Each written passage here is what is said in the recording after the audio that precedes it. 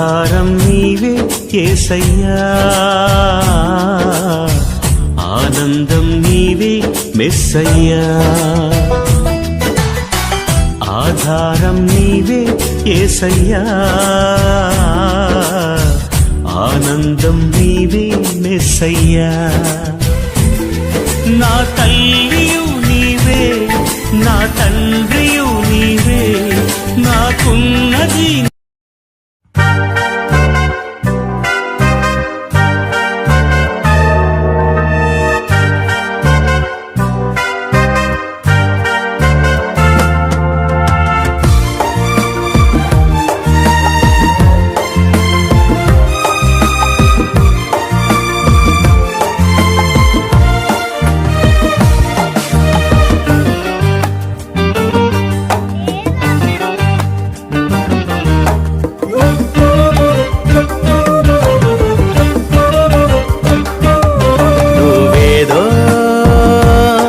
అదే నీ పిల్లలు, నువ్వేంటో అవే నీ గర్భఫలాలు. నువ్వేదో అదే నీ పిల్లలు, నువ్వేంటో అవే నీ గర్భఫలాలు. బహుమానాలు దేవునివైనా, సహవాసాలు నీతోనేగా. ఆ దేవుడు పరిశుద్ధుడైన అక్షరాలు దిద్దించేది నీవేగా. నీవేగా తొలి గురువు, నీ కన్న బిడ్డలకి నీ బ్రతుకే ఒక చదువు. నీ చిట్టి తల్లి పాఠశాలకి నువ్వేదో అదే నీ పిల్లలు, నువ్వేంటో అవే నీ గర్భఫలాలు.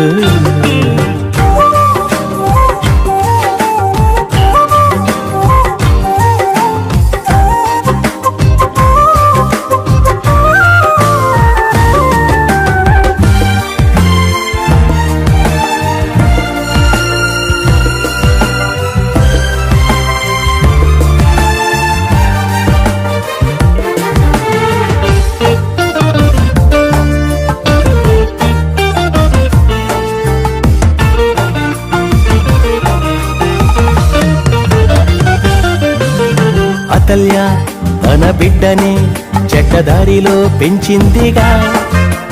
అందుకే తన కొడుకే దుర్మార్గుడైపోయాడుగా. అమ్మగా నీవు కమ్మగా నీటి పాలు తాగిపించాలిగా. అప్పుడే నీ పిల్లడే నీతి మార్గమందు ఉంటాడుగా. కఠినమైన శిలలను సైతం ఉలితోటి కొడుతూ కళలొలికించే అందమైన రూపులోకి మార్చుచుండగా. కలల రేడు నీ కన్న కొడుకును వెత్తమంటి వాక్కు చేత భక్తిలోన పెంచితే దైవరాజ్య సైనికుణ్ణి చేయగలవుగా. నువ్వు దారి తప్పి చేయమాకు తప్పిదారు చూస్తున్నాయి ఇంత నిన్ను చిన్ని కనులు. నీవేగా తొలి గురువు, నీ కన్న బిడ్డలకి నీ పనులే పాఠాలు. నువ్వు కన్నవాడు ఉన్నప్పటికీ నువ్వేదో అదే నీ పిల్లలు, నువ్వేంటో అవే నీ గర్భఫలాలు.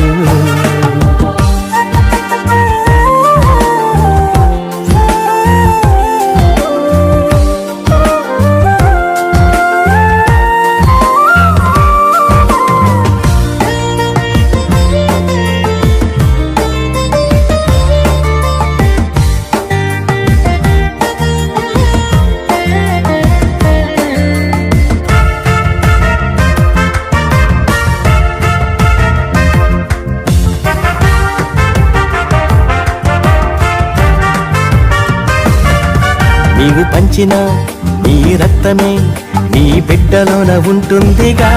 నీకు దేవుడిచ్చిన నీ రూపమే తనలోన కనిపిస్తుందిగా. అందుకే నీకు తెలుసునా నీ బుద్ధి కూడా వస్తుందిగా. నీ తత్వమే నీ బిడ్డలో తిష్ట వేసుకుని ఉంటుందిగా. మరి ఎలాగా మంచిగా ఉంటే యేసుక్రీస్తు లాంటి ప్రేమ గలవాణ్ణి తీర్చిదిద్ది సమాజానికి అందించవా. హేరోదియాలా నీ ఉంటే సేవకుణ్ణి చంపిన సలోమే లాంటి చెడ్డదానిలాగా బిడ్డ మారకుండునా. మీరు నీతి తప్పి చేయకండి చెడ్డ పనులు, మీ జీవితాలు చిన్నవాళ్ళ రాజబాటలు. నీవేగా తొలి గురువు నీ కన్న బిడ్డలకి, నీ బ్రతుకే ఒక చదువు నీ కన్న బాబు పాఠశాలకి. నువ్వేదో అదే నీ పిల్లలు, నువ్వేంటో అవే నీ గర్భఫలాలు. నువ్వేదో అదే నీ పిల్లలు, నువ్వేంటో అవే నీ గర్భఫలాలు. బహుమానాలు దేవునివైనా సహవాసాలు నీతోనేగా. ఆ దేవుడు పరిశుద్ధుడైనా అక్షరాలు దిద్దించేది నీవేగా. నీవేగా తొలి గురువు నీ కన్న బిడ్డలకి, నీ పలుకే అక్షరాలు వాళ్ళ పసిమది పలకలకి.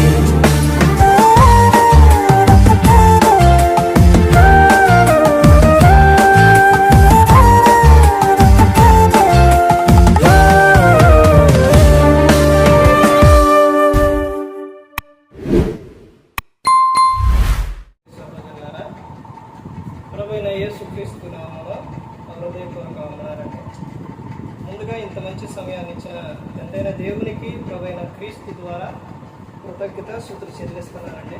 బాగున్నారండి. వాక్యం చదువుకొని ప్రార్థన చేసుకున్న తర్వాత పాఠంలోకి వెళ్దాం. మత్తయి గారు రాసిన సువార్త 20వ అధ్యాయం 20వ వచనం. అప్పుడు జెబెదయి కుమారుల తల్లి తన కుమారులతో ఆయన యొద్దకు వచ్చి నమస్కారం చేసి ఒక మనవి చేయబోగా, నీవేమి కోరుచున్నావని ఆయన అడిగి, అందుకు ఆమె, నీ రాజ్యమందు ఈ నా ఇద్దరు కుమారుల్లో ఒకడు నీ కుడి వైపులను ఒకడు నీ ఎడం వైపులను కూర్చున్న సెలవిమ్మని ఆయనను ప్రార్థన చేసుకున్నాడు. పరలోకమందున్న మా తండ్రి, పరిశుద్ర ప్రేమ గల తండ్రి, గొప్ప తండ్రి యెహోవా తండ్రి, మీ ప్రియ కుమారుడు యేసుక్రీస్తు ప్రభువారి ద్వారా కృతజ్ఞత స్తుతులు చెల్లిస్తున్నాము నాయన. ఈ రాత్రి వేళ మా అందరితో మాట్లాడమని మా ప్రభువైన యేసుక్రీస్తు నామమున వేడుకుంటున్నాం తండ్రి. ఆమేన్. ప్రభువైన యేసుక్రీస్తు నామములో హృదయపూర్వక వందనాలండి. దేవుని కుమారుడు యేసుక్రీస్తు ప్రభువారు ఈ లోకానికి వచ్చిన తర్వాత పరలోక రాజ్యం సమీపిస్తుంది కనుక మారు మనసు పొందమని ప్రకటింప మొదలుపెట్టారు. అంశం పాఠం పేరు పిల్లల విషయాల్లో తల్లి తీసుకోవాల్సిన జాగ్రత్త. పిల్లల విషయాల్లో ఎవరు తీసుకోవాలంట? తల్లి. తల్లి పిల్లల విషయాల్లో ఏం తీసుకోవాలి? జాగ్రత్త తీసుకోవాలి. ఈ విషయం ఎక్కడి నుంచి వస్తుంది? సృష్టిలో నుంచి. సృష్టిలో ఉన్న జంతువులు, పక్షులు, వాటి కాడి నుంచి మనుషులు దాకా అందరూ తీసుకోవాల్సిన జాగ్రత్త ఎవరు? పురుషుడా స్త్రీనా? కాదండి. ఇద్దరూ తీసుకోవాలంటే ఇద్దరూ తీసుకోవాలే కానీ తండ్రి ఎక్కువ ఇంటికాడ ఉండడు. కానీ ఎవరు తీసుకోవాలి? తల్లి తీసుకోవాలి. పక్షుల్లో కానీ, జంతువుల్లో కానీ, మనుషుల్లో కానీ అన్ని చోట్ల కూడా ఎవరు జాగ్రత్త అంటే తల్లే జాగ్రత్త. పిల్లల విషయంలో తల్లి జాగ్రత్త తీసుకోవాలి. కానీ జాగ్రత్త ఈరోజు తీసుకుంటున్నారా అంటే ఒకనాడు జాగ్రత్త లేకపోవడం వలన జరిగిన విషయం ఆదికాండం 34వ అధ్యాయంలో దేనా కనబడుతుంది. దేనా బయటికి వెళ్ళినప్పుడు ఆమె తప్పు ఏమీ లేకుండా ఉండొచ్చు, ఆమె చూసొద్దామని వెళ్ళింది. కానీ బయట ఎవరుంటారంటే మంచోళ్ళు ఉండరు, అందరూ మూర్ఖులు ఉంటారు, కామాంతులు ఉంటారు. ఏమి ఒంటరిగా వెళ్ళడం చూసిన మూర్ఖుడు ఆమెను పట్టుకొని అవమానపరిచి ఆమెతో శయనించింది. ఆమె జీవితం ఏమైపోయింది? ఒంటరిగా వెళుతున్న ఆ స్త్రీ వైపు ఆ తల్లి ఏం చేయాలి? ఎవరినైనా తోడిచ్చి పంపించాలి. ఒకరినన్నా లేకపోతే ఇద్దరినన్నా, ఎవరినైనా లేకపోతే ఈ తల్లే వెళ్ళాలి. ఎప్పుడైనా ఆడపిల్లని ఎప్పుడు ఒంటరిగా ఉంచకూడదు. ఒంటరిగా ఆడపిల్లని ఇంటిలో కానీ ఎక్కడైనా ఆడపిల్లని ఉంచితే అపవాదిగాడు ఆమె జీవితాన్ని అల్లరి పాలు చేయడానికే చూస్తారో. ఒంటరిగా ఆడపిల్ల ఎప్పుడు కూడా ఒంటరిగా అనేది ఉండకూడదు. అక్కడ ఎవరో ఒకళ్ళు ఉండాలి. ఎవరో ఒకళ్ళు, నీ ఫ్రెండ్సో, పిన్నామో, లేకపోతే మా అమ్మో, లేకపోతే ఎవరో ఒకళ్ళు ఉండాలి. ఒంటరిగా అనేది ఎక్కడి నుంచి అంటే చిన్న వయసులో నుంచి కూడా ఒంటరిగా వదిలిపెట్టకూడదు. ఒంటరిగా చిన్న వయసులో బాల్యంలో తల్లి జాగ్రత్త తీసుకోకపోతే ఏం జరుగుతుంది? వాళ్ళు అక్కడి నుంచి దిగిపోయి బయటికి వెళ్ళిపోతారు, వరలకాడికి వెళ్ళిపోతారు, నే దగ్గరికి వెళ్ళిపోతారు, లేకపోతే ఇంకా బయటికి వెళ్ళిపోతారు. ఎక్కడికి వెళ్ళిపోతారో తెలియదు. చిన్న వయసులో కానించి, బాల్యం కానించి తల్లి జాగ్రత్త తీసుకో. తర్వాత యవ్వనానికి వచ్చిన తర్వాత ఇంకా జాగ్రత్త తీసుకోవాలి. యవ్వనానికి వచ్చిన తర్వాత ప్రతి తల్లి కూడా జాగ్రత్త తీసుకోవాలి కుమార్తె విషయంలో. కానీ ఈ రోజున తల్లులు పిల్లల విషయంలో జాగ్రత్తలు తీసుకోవట్లేదు. యవ్వనానికి వచ్చిన స్త్రీని ఒంటరిగా వదిలిపెట్టి వెళ్ళిపోతున్నారు. అలా వెళ్ళిపోవటం వలన కామాంధులు ఏం చేస్తున్నారు? కాటేస్తున్నారు. ఆడపిల్ల ఎక్కడ ఒంటరిగా దొరికిద్దా, ఎక్కడ ఏ ఇంటిలో ఆడపిల్ల ఒంటరిగా ఉండిద్దా, ఎవరో లేకుండా చూడటం. తర్వాత వీడు చేస్తున్న పని ఏంటి? ఆడపిల్లకి ఏయో ఒక మాటలు చెప్పటం, లేకపోతే ఏదో ఒకటి బెదిరించటం, అలా లొంగ తీసుకోవడం అనేది జరుగుతుంది. ప్రతి ఒక్క చాట, ప్రతి ఒక్క ఊరిలో ఎక్కడొకక్కడ ఇలాంటి అనేది జరుగుతూ ఉంది. ఆడపిల్ల వల్ల తండ్రి తల్లి ఎంత జాగ్రత్త తీసుకోవాలి, ఆ తల్లి ఎలాంటి జాగ్రత్త తీసుకోవాలి. ఈ తల్లి తీసుకున్న జాగ్రత్త ఏంటి ఒక్కసారి చూడండి. ఇద్దరు ఇద్దరు మగపిల్లలను యేసుక్రీస్తు ప్రభువారి దగ్గరకు తీసుకెళ్ళింది ఆ తల్లి. ఒకళ్ళు ఎక్కడున్న వాళ్ళిద్దరు ఏడుండాలని కోరుకున్న తల్లి, పరలోకంలో ఉండాలని కోరుకున్న తల్లి. ఈ రోజున ఎక్కడ ఒక్కసారి ఆలోచించండి. పిలుపుకి ఎంతమంది కుమార్తెలు? 4 కుమార్తెలు. 4 కుమార్తెలలో వాళ్ళు కూడా ఎవరంట? కన్యకలంట. తర్వాత ప్రవశించు వారు. పిల్లల విషయాల్లో తల్లి ఎలాంటి జాగ్రత్తలు తీసుకోవాలండి? తల్లి ఎప్పుడు కూడా ఆడపిల్లకైనా మగపిల్లోడికైనా ఇంట ఉండి వారికి చెప్పుకోవాలి, నేర్పుకోవాలి.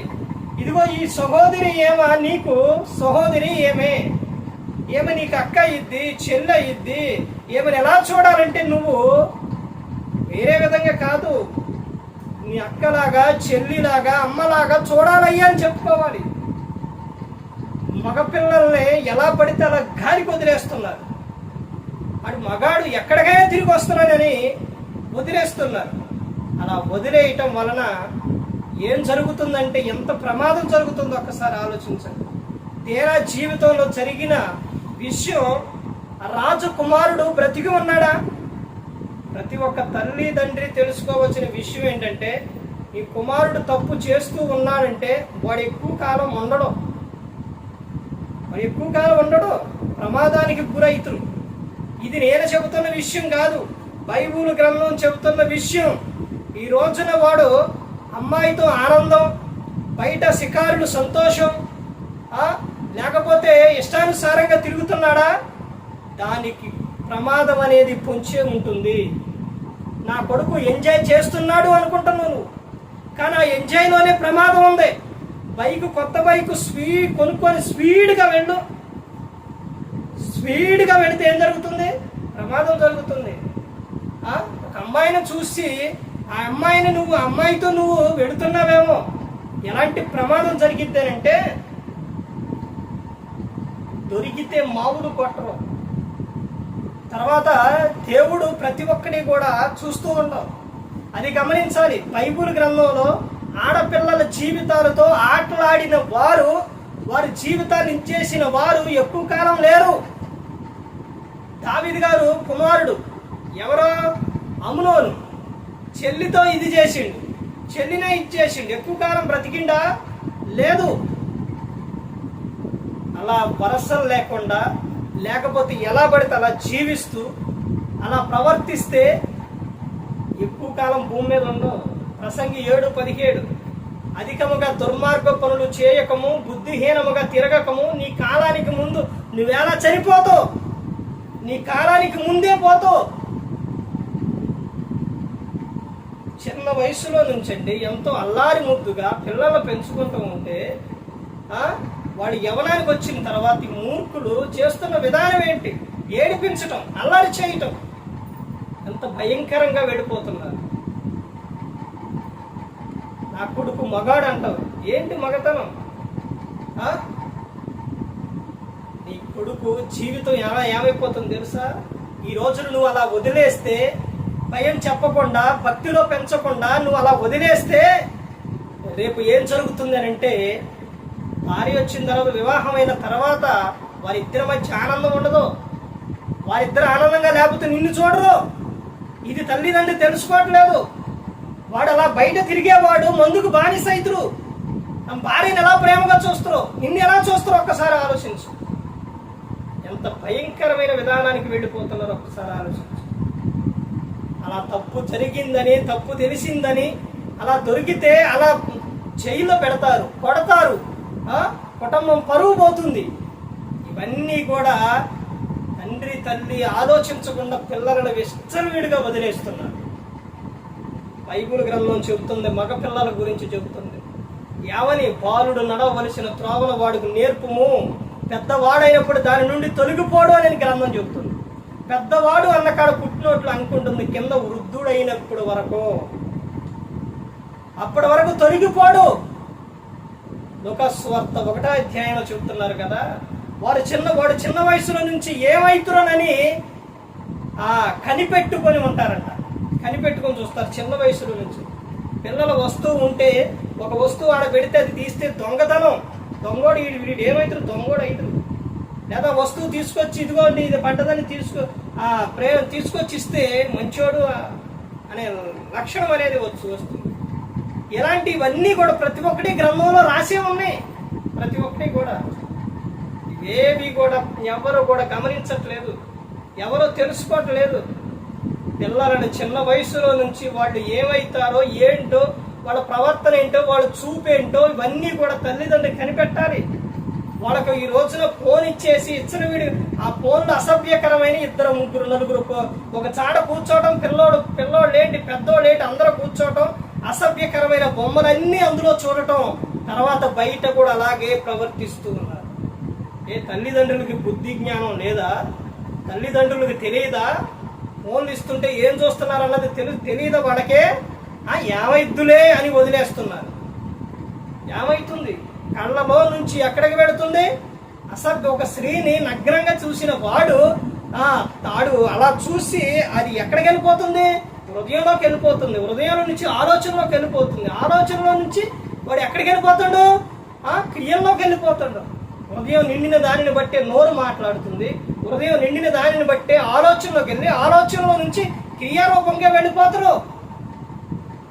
ఇది తల్లిదండ్రులు గమనించట్లేదు. నా పిల్లవాడు హ్యాపీగా ఎంజాయ్ చేస్తున్నాడు అనుకుంటున్నాడు, కానీ అందులో ఎంత ప్రమాదం ఉన్నది అన్నదే తెలుసుకోవట్లేదు తల్లిదండ్రులు. వాడి రేపు పొద్దున ఏదైనా ప్రమాదానికి గురైతే అప్పుడు ఏడుస్తూ వెళ్ళగల, అప్పుడు తెలుస్తుంది నీకు. ప్రతి ఒక్కరు గమనించుకోవాలి. ప్రతి ఒక్క తల్లి కూడా పిల్లల విషయాల్లో జాగ్రత్త తీసుకోవాలి. పురుషుడైనా స్త్రీ అయినా ఎవరైనా కానీ వారి విషయాల్లో జాగ్రత్త తీసుకోవాలి. నా పిల్లవాడు ఏం మాట్లాడుతుండో, ఎవరానికి వచ్చిన తర్వాత ఎటువైపు చూస్తుండో, ఎలా మాట్లాడుతుండో, ఒక స్త్రీని ఎలా చూస్తుండో, ఎక్కడికి వెళుతుండో, ఎవరింటికి వెళుతుండో, ఎక్కడ కూర్చుంటుండో, ఇవన్నీ కూడా తల్లి ఒక బాధ్యత తీసుకోవాలి. వాడు మందు తాగుతుండా, తాగి వస్తుండా, ఏ మాట్లాడుతుండో, ఎక్కడికి వెళుతుండో, ఒక స్త్రీతో ఎలా ప్రవర్తిస్తుండో అనేది తల్లి కనిపెట్టుకొని ఉండాలి. ఈ రోజున ఆ రోజునే లేదు వరుస, ఆ రోజునే ఇష్టానుసారంగా తిరిగారు, ఈ రోజున అలాగే ప్రవర్తిస్తూ ఉన్నారు. నీ పిల్లలు ఎలా పుట్టారు? దేవుడిచ్చిన బహుమానమే కదా, అందరికీ దేవుడిచ్చిన బహుమానాలే కదా. ఎలా పెంచాలి? ఏ విధంగా చూడాలి? ఒకసారి ఆలోచించండి. వాళ్ళని ఎంతో ప్రయాసతో ఎలా కన్నారనంటే వేరే అర్థంలో నేను చెప్పట్లేదు, ఒకసారి ఆలోచించండి. ఎలా కన్నారు అని అంటే అందులో ఉన్న అర్థం ఏంటనంటే తల్లి 9 నెలలు మోసి కనేటప్పుడు ఎలా ఉంటుందో తెలుసండి, ఆ బాధ ఎలా ఉంటుందో తెలుసా? హాస్పిటల్ కాడికి వాళ్ళు ప్రసవ వేదన వాళ్ళు పడేటప్పుడు కేకలు పెడతారు, అంత బాధ అనుభవిస్తారు వాళ్ళు. ఆపరేషన్ చేసేటప్పుడైనా బాధే, కనేటప్పుడైనా బాధే. కానీ వాళ్ళు ఆ ప్రసవ వేదన ఎన్ని భరించి పిల్లలు కని వాళ్ళని అల్లారి ముద్దుగా పెంచుకుంటే వాళ్ళు ఎదిగిన తర్వాత ఇష్టానుసారంగా ఎలా పడితే అలా మగపిల్లలను వదిలేసి ఎలా పడితే అల్లే సరైన రీతిలో సరైన పెంపకంలో పెంచకుండా ఇష్టానుసారంగా వదిలేయమట్టి ఈ రోజున వాళ్ళు మందుకు బానిస అయిపోతున్నారు, అమ్మాయిలకు బానిస అయిపోతున్నారు, తిరుగుతున్నారు, బయట ఎలా పడితే అలా జీవిస్తున్నారు. దాంతోపాటు వారి ఇష్టానుసారంగా జీవించేసి తమ కాలానికి ముందే వెళ్ళిపోతున్నారు. నువ్వు బాల్యంలో నుంచే ప్రభు యొక్క శిక్షలో బోధలో వారిని పెంచితే వాడు పెద్దవాడైనప్పుడు దాని నుంచి తొలగిపోడు. కానీ ఈ రోజున పిల్లలకి ఆ జాగ్రత్తలు ఎక్కడ నేర్పుతున్నారు తల్లిదండ్రులు? వీడు ప్రార్థనకే రారు, వాక్యం వినరు, వాళ్ళకి ఇంకేం నేర్పుతారు వీళ్ళు? ముందు వీళ్ళు వింటే కదా వాళ్ళకి నేర్పడానికి. వీళ్ళు వినరు, వీడు మందిరానికి రారు, పిల్లలు ఎలా ప్రయోజకులు అవుతారు? మొక్కయ్య వంగందే మానైన తర్వాత వంగిద్దే? మొక్కలో వంచాలి. నువ్వు మొక్కలోనే మొక్క ఎడిపోతుందో అటు చూసి తిన్న కట్టాలి. పిల్లవాడు చిన్న వయసులో ఉన్నప్పుడే, బాల్యంలో ఉన్నప్పుడే, వాళ్ళు ఎదుగుతున్నప్పుడు వాడు ప్రభు యొక్క శిక్షణ బోధలో పెంచాలి. నువ్వు అలా వదిలేయటం వలన వాడి ఇష్టానుసారంగా తిరిగేస్తుండవు. ఒకసారి ఆలోచించండి, బైకు వెళ్ళేటప్పుడు మనం నిదానంగా వెళ్ళినా ఎదుటిన్న వాడు స్పీడ్గా వచ్చి తగిలితే ప్రమాదం ఎవరికి? ఇద్దరికే ప్రమాదమే. అలాగే పిల్లల్ని ఎంత మంచిగా ప్రేమగా పెంచుకున్నా ఎదుటిన్న వాడిని సరైన రీతిలో పెంచకపోతే ప్రమాదమే. తేన విషయం అదేగా జరిగింది. ఆమెను ఎంతో చక్కగా ముద్దుగా చక్కగా అన్నల కింద పెట్టకుండా ఎంతో చక్కగా పెంచుంటారు. ఆయన కూడా ఎవరో యాకోబు గారు, దేవుని యందు భయభక్తులు కలిగిన ఆయన ఎంత భయభక్తుల్లో పెంచుంటాడు ఆ కుమార్తెను. అటే పక్కన ఆ రాజకుమారుడు వాడిని ఇష్టానుసారంగా పెంచారు. అందుకనే అలాంటి ఆలోచనగా వాడు వెళ్ళిపోయాడు. అలా వెళ్ళిపోవటం వలన ఎంత ప్రమాదం జరిగింది. అంత చక్కగా పెంచుకున్న కుమార్తె ఈ రోజున ఎవరైనా స్త్రీ బయటికి ఫ్రెండ్స్ అని చూసి రాకుండా కానీ లేదా బయటికి అని లేకపోతే వెళ్ళకుండా ఎలా ఉంటారు? వీడు చూపు మంచిదై ఉండాలి. అది ఆ విధంగా ఉండాలంటే తల్లిదండ్రి చెప్పుకోవాలి. ఇంకో స్త్రీని ఇలా తల్లిగా చూడు, చెల్లిగా చూడు, అక్కగా చూడు అని చెప్పుకోవాలి. అలా చెప్పకపోవటం వలన పిల్లలను సరైన రీతిలో పెంచుకోకుండా పిల్లలు ఆడుకుంటున్నారులే అనుకుంటున్నారు. ఫోన్ ఇస్తే వాళ్ళు ఆ గేమ్స్ ఆడుతున్నారని అనుకుంటున్నారు. అసభ్యకరమైన ఎన్ని చూస్తున్నారు. ప్రతి ఒక్కరూ గమనించుకోవాలి. తల్లి పిల్లల విషయాల్లో జాగ్రత్త తీసుకోవాలి. కానీ పిల్లల నిమిత్తం తల్లి ప్రార్థన చేసిద్దా? చేయదు. తల్లే పిల్లల్ని ఏం చేసిద్ది? శపించడం, తిట్టడం, కొట్టడం. ఎవరు? తల్లి. తల్లి అలా చేస్తూ ఉంటే పిల్లలకి అది ఆశీర్వాదమా? తల్లి కన్నీరు కారిస్తే పిల్లలకు ఆశీర్వాదం. అది పిల్లల్ని ప్రభు యొక్క శిక్షణ బోధలో పెంచుకోవాలి కానీ వాళ్ళకి దేవుని మాటలు చెప్పుకోవాలనే కానీ వాళ్ళు ఎప్పుడు ఏం చేయాలి? దీవించాలి, ఆశీర్వదించాలి. నువ్వు బాగుండాలి, నువ్వు ఎదుగుతుండకు, నువ్వు మంచిగా ఉండాలి, నువ్వు ఎప్పుడు దీవించబడాలన్నారు. కానీ తల్లి ఎప్పుడు తల్లి శపించడం, లేకపోతే తల్లి పిల్లల విషయంలో ఏ విషయాలు ఏడవటం? ప్రార్థనలో కాదండి, బయట వీడు ఎందుకు పనికిరాడు, వీడు ఇంతే, వీడు పుట్టకుండా ఇంకెవరైనా పుట్టినా బాగుండేదే, ఇలాంటివన్నీ కూడా ఏడుస్తూ ఉంటే పిల్లలకు అది ఆశీర్వాదమా? అది దీవెనా? నీ పిల్లవాడు కానీ పాప కానీ పాడైపోవటం, వాడు అనారోగ్యం పాలు ఇదైపోవడం నీకు సంతోషమా? తల్లి ఏం కోరుకోవాలండి? ఈ తల్లి ఏం కోరుకుందండి? పరలోకంలో హ్యాపీగా ఉండాలని కోరుకుంది. ఇలాంటి తల్లులు ఉంటే, అసలు ఇలాంటి తల్లులే ఉంటే పిల్లలు ఎంత ఆనందంగా ఉంటారండి, ఎంత సంతోషంగా ఉంటారు. మౌనిక అనే ఆమె అగస్టిన్ అనే కొడుకుని ఏం చేసింది? వ్యభిచారామె. ఆయన ఎలా మార్చుకుంది? ప్రార్థనతో మార్చుకుంది. ఆ తల్లి ప్రార్థన చేసి ఈ రోజున తల్లులు ప్రార్థన చేసే తల్లులు ఉన్నారా? కనపడుతున్నారా?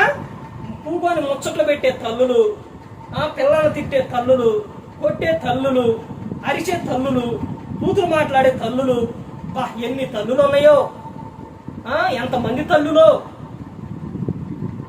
వాళ్ళ నిమిత్తం నువ్వు ఎప్పుడన్నా కన్నీరు కార్చినవా? మోకాళ్ళు వేసి ఎప్పుడన్నా ప్రార్థన చేసినవా? విలాప వాక్యాలు ఏమని చెప్తున్నారు? రేయి మొదటి జాములు లేచి నీ పిల్లల నిమిత్తం ప్రార్థన చేయి. ఎందుకనంటే వారు మోర్చెండిపోకుండా. కానీ తల్లి ఇదేమి చేయదు, ప్రార్థన చేయదు. ఎలా మారుతారు నీ పిల్లలు?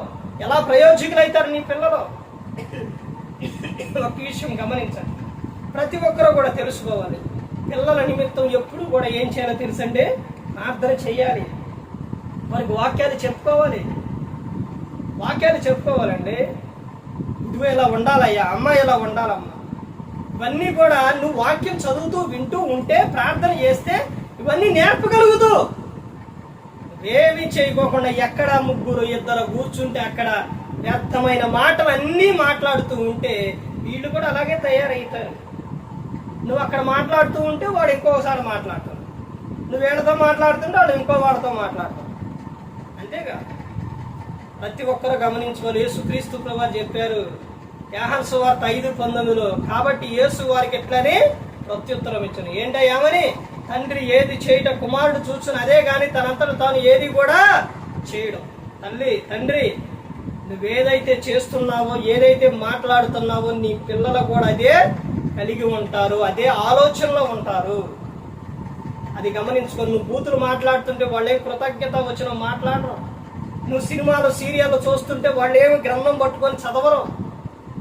నువ్వేదైతే చేస్తున్నావో వాళ్ళు అదే చేయడానికి ప్రయత్నిస్తూ ఉంటారు. అది ప్రతి ఒక్కరు గమనించుకోవాలి. నా తల్లి ఎలా చేసిందే, నేను చేస్తే తప్పేంటి? నా తండ్రి ఇలా తాగుతున్నాడే, నేను చేస్తే తప్పేంటి అనే ఆలోచన వచ్చేసింది వాళ్ళకి. ఆ ఆలోచన క్రియారూపంగా తీసుకెళ్తారు. ప్రతి ఒక్కరూ గమనించుకోవాలి, ప్రతి ఒక్కరూ తెలుసుకోవాలి. నీ పిల్లల భవిష్యత్తు బాగుండాలి అంటే బాల్యం నుంచి దేవుని మాటలు నేర్పుకో. అలా దేవుని మాటలు చెబుతూ ఉంటే ఏమంటారో తెలుసా? వాళ్ళు ఎదుగుతున్న కొద్దిగా మంచిగా దేవుని యందు భయభక్తుల్లో ఉంటే ఏమంటారో తెలుసా? తల్లికే ఆశీర్వాదం. అది సామెతలో 31:10 నుంచి 31 వరకు చదివితే పిల్లలు అలా అవ్వటం వలన, ప్రయోజకులు అవ్వటం వలన తల్లికే దీవెన. ఉదయాన్నే లేచి పని చేస్తే, ఉదయాన్నే భోజనం సిద్ధపరిస్తే పిల్లలు లేచి ఏమంటారంట? మా తల్లి ధన్యురాలు అంటారంట. అదే నువ్వు బాగా ఎక్కిన తర్వాత వాళ్ళకి లేచి అమ్మా ఆకలి అంటే ఏమంటారు నీ పిల్లలు? ధన్యురాలు అనరు, ఇంకో మాట అంటారు. ఎందుకులండి? అది ప్రతి ఒక్కరూ గమనించుకోవాలి. ఎందుకనంటే తల్లి పిల్లల విషయాల్లో దీవెనకరంగా ఉండాలి. వాళ్ళకి దీవెనలు ఇవ్వాలి, ఆశీర్వదించాలి, వాళ్ళ అవసరం తీర్చాలి, వాళ్ళని కాపాడుకోవాలి. మీకు విషయం తెలుసండి, తల్లి పిల్లల విషయాల్లో ఎలా ఉండాలి అని అంటే ఒక విషయం చెబుతాను. ఎలీషా గారు వెళుతూ ఉంటే పిల్లలందరూ ఏమన్నారు? బోడివాడ ఎక్కుపో బోడివాడ ఎక్కుపో అన్నారు. అప్పుడు ఎలీషా గారు ఎవరికి ఆర్డర్ ఇచ్చింది? ఏ ఎలుగుబంట్లకి? ఆడ ఎలుగుబంట్లకి. అంటే పిల్లల కలిగిన ఆడ ఎలుగుబంట్లు ఎంత రోషంగా ఉంటాయి. అవి వచ్చి మొత్తాన్ని చీల్చి 40 మంది పిల్లలండి చీల్చి అవతల బారేసింది. అంటే తల్లి ఎంత జాగ్రత్తగా ఉండాలి. కోడి ఉందండి, కోడి పిల్లల దగ్గరకు ఎవరన్నా వస్తే ఇంకో కోడి కానీ మనిషి ఇంటి యజమానుడు భోజనం ప్యాక్కి ఆహారం వేసే యజమానుడు వస్తేనే ఊకో పిల్లల దగ్గరకే పొడుస్తుంది. మరి నీ పిల్లల విషయాలు నువ్వెంత జాగ్రత్త తీసుకుంటున్నావు? అంటే ప్రకృతిలో ఉన్న జంతువులకి, పక్షులకి వాటికి ఉన్న జాగ్రత్త ఈ రోజున స్త్రీకి లేకుండా పోతుంది, తల్లికి లేకుండా పోతుంది. అయ్యి నువ్వు సమానమేనా? నువ్వు దేవుడు నీకు ఎంత జ్ఞానాన్ని ఇచ్చిండు, నువ్వు ఏ విధంగా ఉండాలో ఒకసారి ఆలోచించండి. ఎంత జ్ఞానం కలిగి ఉండాలి, పిల్లల విషయాల్లో ఎంత జాగ్రత్త కలిగి ఉండాలి నువ్వు. ఇదంతా కూడా గ్రంథం చదివితే మనకు అర్థమవుతుంది. కానీ గ్రంథం చదవంగా మనం పిల్లల ముందు గ్రంథం చదవం, ఫోన్లు పట్టుకొని చూస్తాం. వాళ్ళు కూడా అయ్యే ఇదే తొలుగురు అన్న సాంగు. ఆ సాంగులో తల్లి ఏం చేసింది? ఫోన్ చూస్తే వీళ్ళు ఫోనే చూశారు. బైబిల్ చెప్తుంది కూడా అదే. వాళ్ళు వాక్యం చదివితే వాక్యం చదువుతారు, మోకాళ్ళు వేసి ప్రార్థన చేస్తే వాళ్ళు కూడా ప్రార్థన చేస్తారు. ఇప్పుడు నేను మోకాళ్ళు వేసి ప్రార్థన చేస్తూ ఉంటే ఆ చింతల్ని అక్షయ వచ్చి అక్కడికి వచ్చి నుంచుంటుంది, కళ్ళు మూసుకుంటే కళ్ళు మూసుకుంటాను. ఈ సందర్భం ఇవన్నీ ఏంటి? ఒకటి క్రియ మనం చేస్తూ ఉంటే చూస్తున్నారు కాబట్టి చేస్తూ ఉన్నారు. తర్వాత తల్లి కూడా చెప్పుకోవాలి. ఇలా ప్రతి ఒక్కడే కూడా తల్లి పిల్లల విషయాల్లో జాగ్రత్త తీసుకోవాలి. ఈ రోజున సమాజంలో అలాంటి జాగ్రత్తలు తీసుకోకుండా ఉండడం వలన ప్రమాదాలు జరుగుతున్నాయి. ఒంటరిగా ఆడపిల్లని ఎప్పుడు కూడా విడిచిపెట్టి ఉంటే నీ దగ్గర ఉంచుకోవాలి. లేకపోతే నీ ఇంటి వారు ఎవరైనా కానీ వారు మామ దగ్గర ఉంచాలి, లేకపోతే అక్కుంటే అక్క దగ్గర ఉంచాలి.